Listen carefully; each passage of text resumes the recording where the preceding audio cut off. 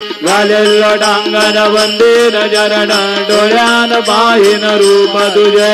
कृमे अलंगिन आनंद पूजिन भावे Warren मडे नाम त्वमेव माता पिता त्वमेव बंधु च सखा त्वमेव विद्या द्रविडं त्वमेव सर्वं मम देव कायेन वाचा मनसेन्द्रियैर्वा बुद्ध्यात्मना वा प्रकृति स्वभावात् करोमि अद्य सकलं परस्मै नारायणायति समर्पयामि अच्युतं केशवं राम नारायणं कृष्णदामोदरं वासुदेवं हरिं श्रीधरं माधवं गोपिकावल्लभं जानकीनायकं रामचन्द्रं भजे हरे